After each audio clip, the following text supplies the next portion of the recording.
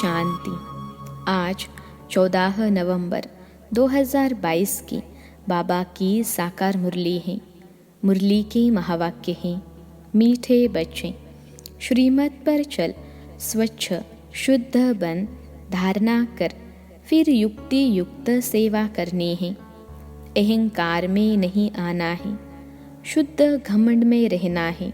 प्रश्न है, किस एक बात के कारण बाप को इतनी बड़ी नॉलेज देनी पड़ती है?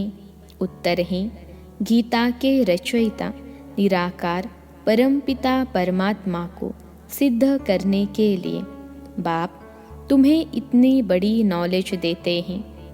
सबसे बड़ी भूल यही है जो गीता में पतित पावन बाप की जगह श्री कृष्ण का नाम डाला है। इसी बात को सिद्ध करना है। इसके लिए भिन्न भिन्न युक्तियाँ रचनी हैं। बाप की महिमा और श्री कृष्ण की महिमा अलग अलग बतानी है। गीत है, मरना तेरी गली में। ओम शांति। बच्चों ने गीत सुना, कहते हैं आए हैं तेरे दर पर जीते जी मरने के लिए। किसके दर पर? फिर भी यही बात निकलती कि अगर गीता का भगवान श्री कृष्ण को कहें तो यह सब बातें हो न सकें। वह है सतयुग का प्रिंस। गीता श्री कृष्ण ने नहीं सुनाई, गीता परमपिता परमात्मा ने सुनाई।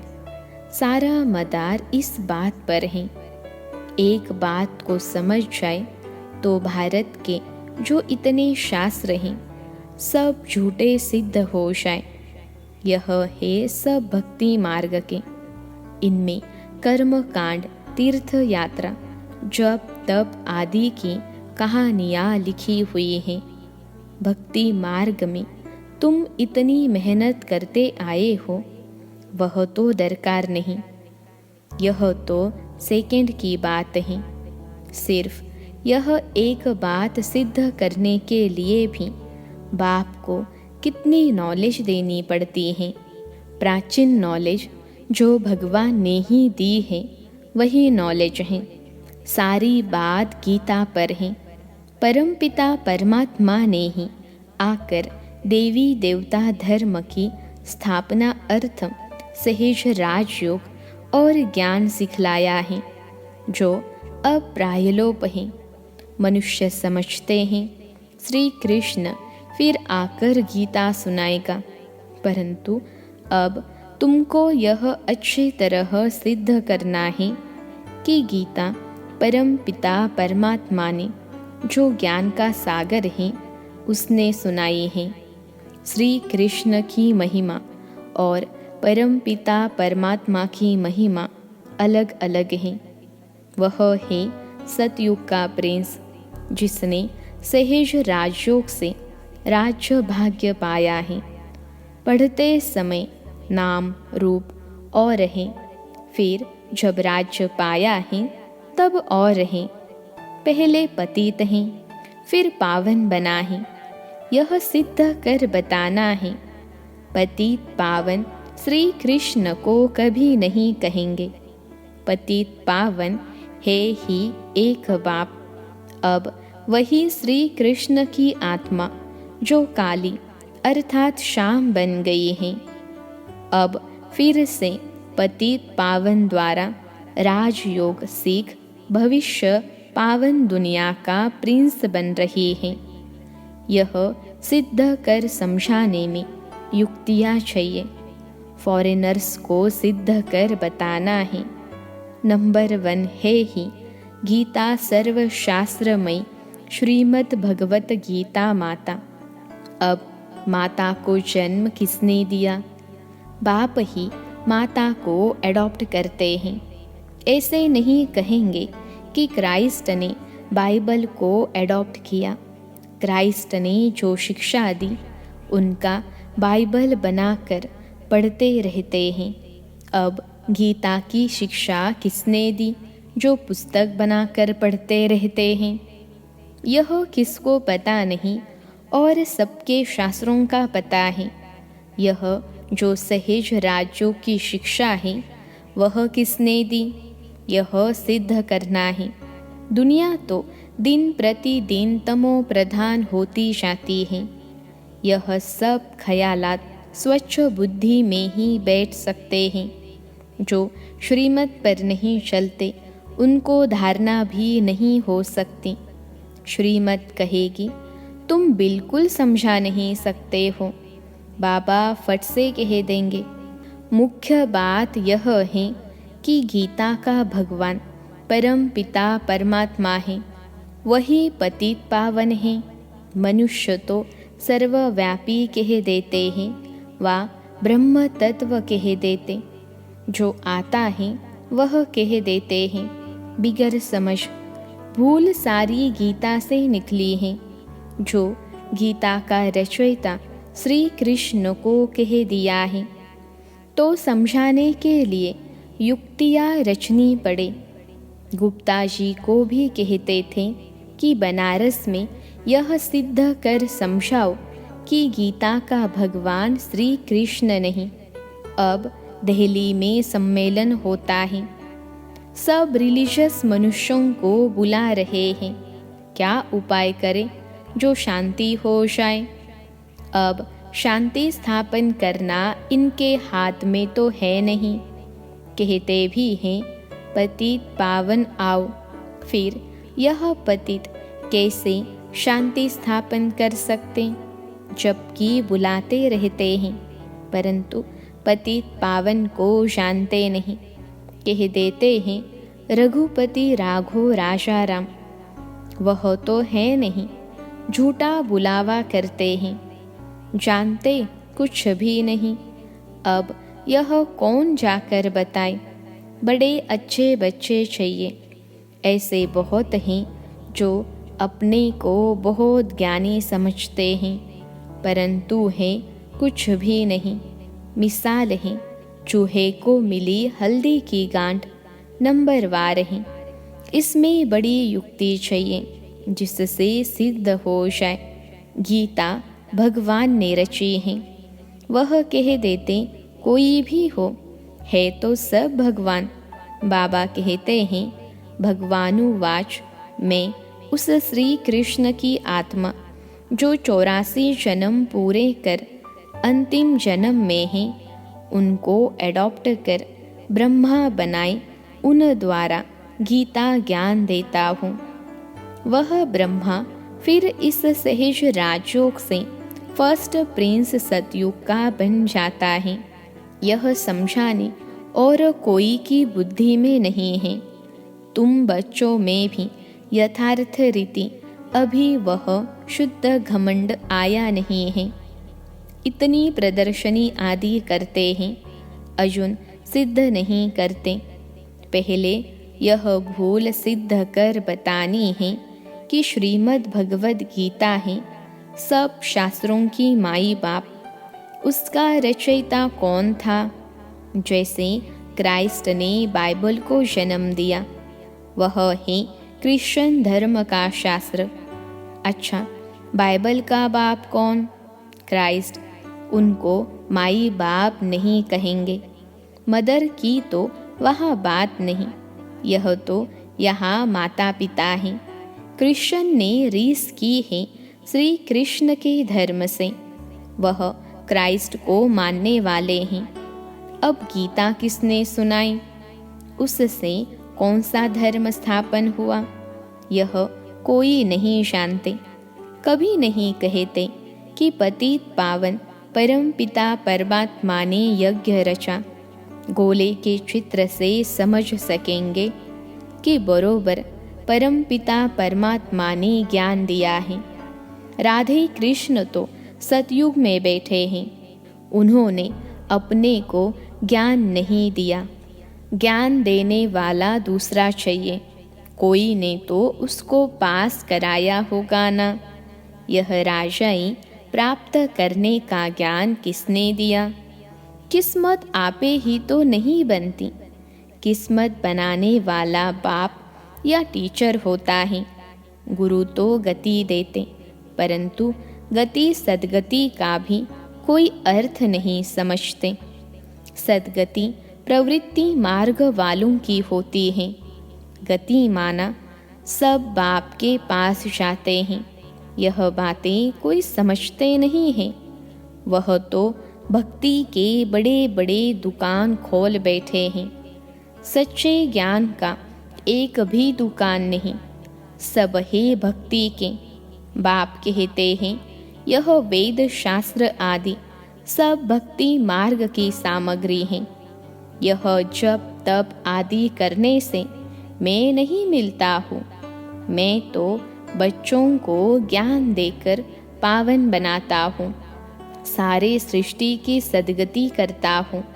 वाया गति में जाकर सद्गति में आना है।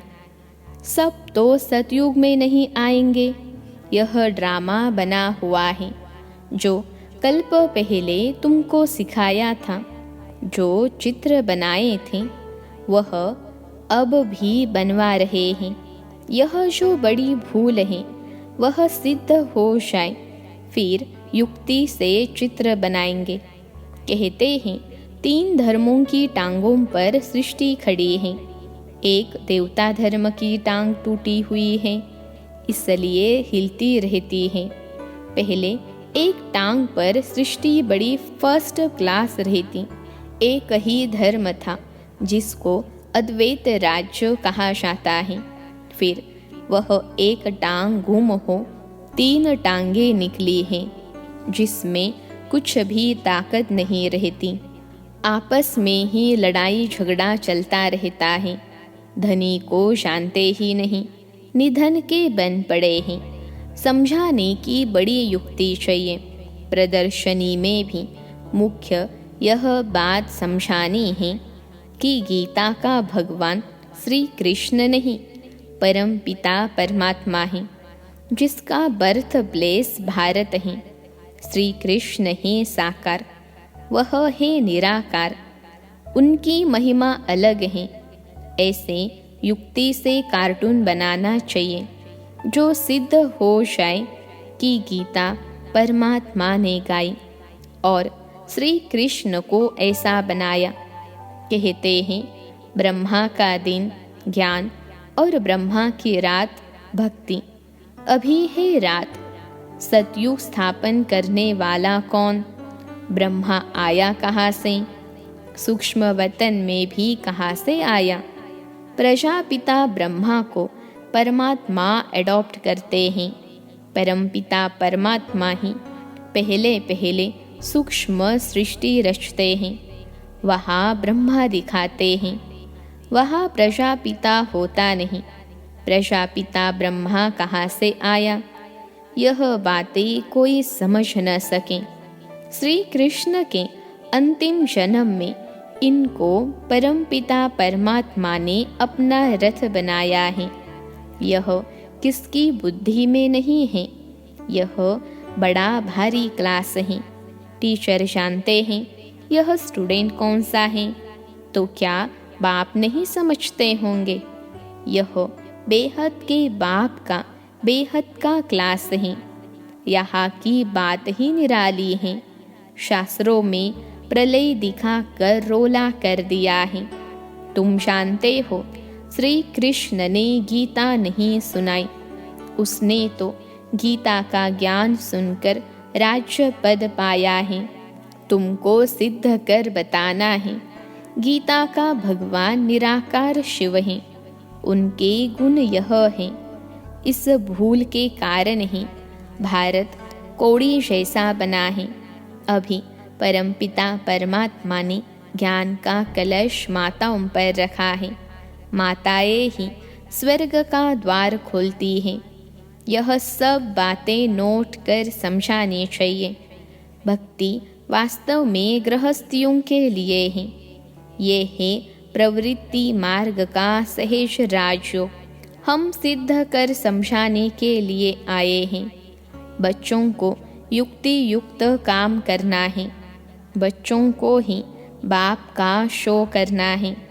सदैव हर्षित मुख, अचल स्थैर्यम मस्त रहना है।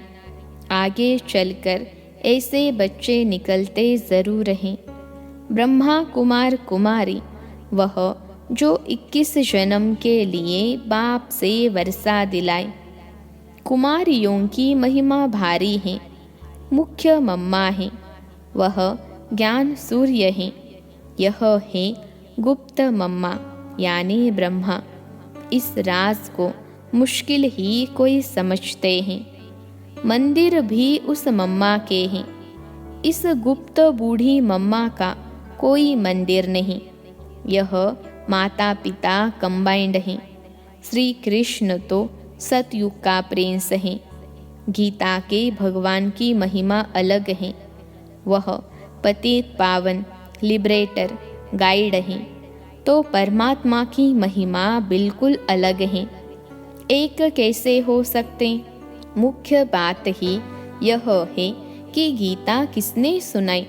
वेद शास्त्र आदि सब गीता के बाल बच्चे हैं और सब भक्ति की सामग्री हैं। ज्ञान मार्ग में कुछ होता नहीं। अच्छा, मीठे मीठे सिखलते बच्चों प्रति माता पिता बाप दादा का याद प्यार और गुड मॉर्निंग। रूहानी बाप की रूहानी बच्चों को नमस्ते। हम रूहानी बच्चों की सिखिल थे रूहानी माता पिता बाप दादा को याद प्यार गुड मॉर्निंग और नमस्ते बाबा नमस्ते। धारणा के लिए मुख्य सार पहली पॉइंट है, हर काम बहुत युक्ति युक्त करना है। हर्षित मुख अचल स्थिर और ज्ञान की मस्ती में रहकर बाप का शो करना है। दूसरी पॉइंट है, ज्ञान की नई और निराली बातें सिद्ध करनी है। आज का वरदान है, शांति की शक्ति द्वारा असंभव को संभव करने वाले योगी तू आत्मा भव।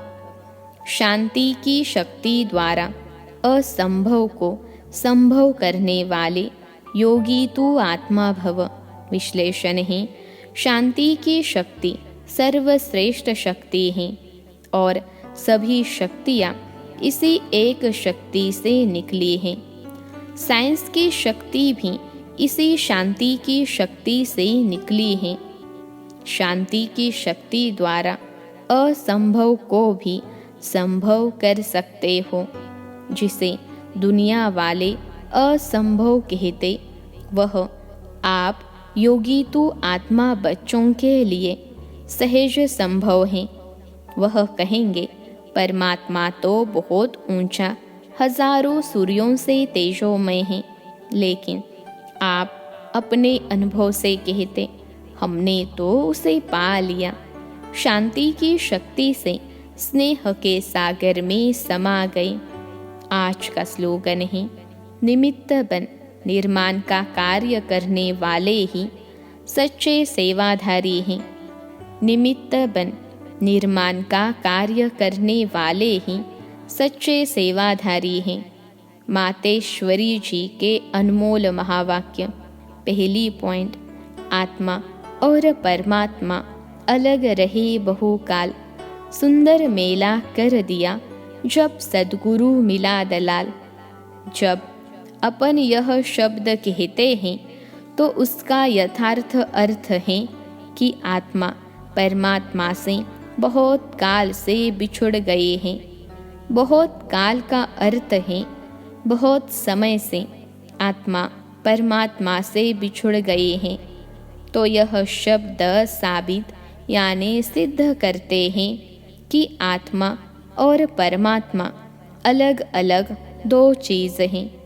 दोनों में आंतरिक भेद हैं, परंतु दुनियावी मनुष्यों को पहचान न होने के कारण वो इस शब्द का अर्थ ऐसा ही निकालते हैं कि मैं आत्मा ही परमात्मा हूँ। परंतु आत्मा के ऊपर माया का आवरण चढ़ा हुआ होने के कारण अपने असली स्वरूप को भूल गए हैं। जब वो माया का आवरण उतर जाएगा, फिर आत्मा वही परमात्मा है। तो वो आत्मा को अलग इस मतलब से कहते हैं और दूसरे लोग फिर इस मतलब से कहते हैं कि मैं आत्मा सो परमात्मा हूँ, परंतु आत्मा अपने आप को भूलने के कारण दुखी बन पड़ी है।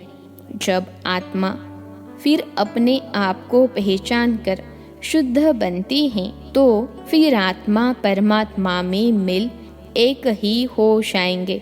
तो वो आत्मा को अलग इस अर्थ से कहते हैं, परंतु अपन तो जानते हैं कि आत्मा परमात्मा दोनों अलग चीज हैं। न आत्मा परमात्मा हो सकती और न आत्मा परमात्मा में मिल एक हो सकती है, और न फिर परमात्मा के ऊपर आवरण चढ़ सकता है। दूसरी पॉइंट है, वास्तव में हर एक मनुष्य की यह चाहना अवश्य रहती है कि हमको मन की शांति प्राप्त हो जाए, इसलिए अनेक प्रयत्न करते आए हैं, मगर मन को शांति अब तक प्राप्त नहीं हुई। इसका यथार्थ कारण क्या है? अब पहले तो यह सोच चलना जरूरी है कि मन के अशांति की पहली जड़ क्या है।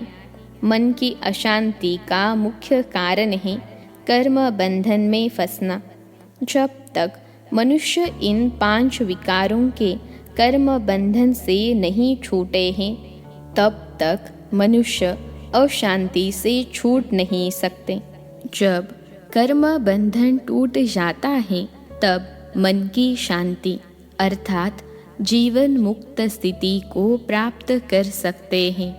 अब सोच करना है, यह कर्म बंधन टूटे कैसे और उसे छुटकारा देने वाला कौन है? यह तो हम जानते हैं, कोई भी मनुष्य आत्मा किसी भी मनुष्य आत्मा को छुटकारा दे नहीं सकती। यह कर्म बंधन का हिसाब किताब तोड़ने वाला सिर्फ एक परमात्मा है। वही आकर इस ज्ञान योग बल से कर्म बंधन से छुड़ाते हैं। इसलिए ही परमात्मा को सुखदाता कहा जाता है।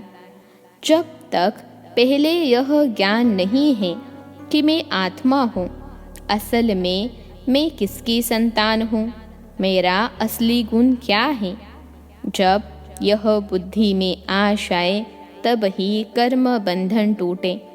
अब यह नॉलेज हमें परमात्मा द्वारा ही प्राप्त होती है। गोया परमात्मा द्वारा ही कर्म बंधन टूटते हैं। ओम शांति।